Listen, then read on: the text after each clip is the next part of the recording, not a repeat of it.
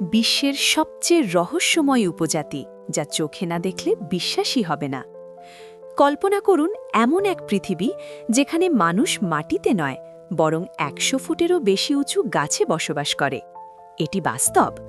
করোয়াই উপজাতি পাপুয়া নিউগিনির গভীর রেইনফরেস্টে বাস করে। এরা আধুনিক সভ্যতা থেকে বিচ্ছিন্ন, ঘর বানায় শক্তিশালী গাছের ডাল ও বাঁশ ব্যবহার করে। এই উঁচু ঘর শুধু আশ্রয় নয়, বন্যপ্রাণী, বন্যা ও প্রতিদ্বন্দ্বী গোত্র থেকে সুরক্ষার প্রাকৃতিক দুর্গও। নারী ও পুরুষ সদস্যরা ফল, শিকার ও পোকামাকড় সংগ্রহ করে। খাদ্য তালিকায় আছে সাগো, বুনো শূকর, পাখি, এমনকি কিছু পোকামাকড়ও। শিকার সফল হলে পুরো গ্রাম একসাথে ভাগ করে খায়, যা গোষ্ঠীর ঐক্যকে শক্তি করে। ছাত্ররা ছোটবেলা থেকেই গাছের ওপর হাঁটতে শেখে। রাত হলে তারা নিরাপদে উঁচু ঘরে বিশ্রাম নেয়। বিয়ের প্রথাও এখানকার সমাজে শুধুমাত্র ব্যক্তিগত নয়, এটি গোত্রের মধ্যে জোট করার মাধ্যম।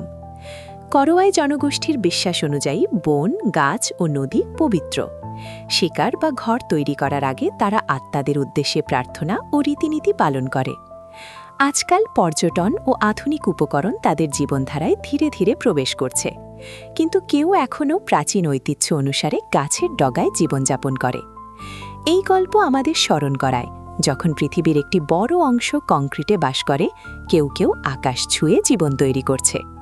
প্রতিটি বাঁশ, ধাপ ও রাতে নীরবতা তাদের শতাব্দী প্রাচীন সংস্কৃতিকে বাঁচিয়ে রেখেছে। আপনি কি পারতেন ১০০ ফুট উঁচুতে এমন এক ঘরে বাস করতে?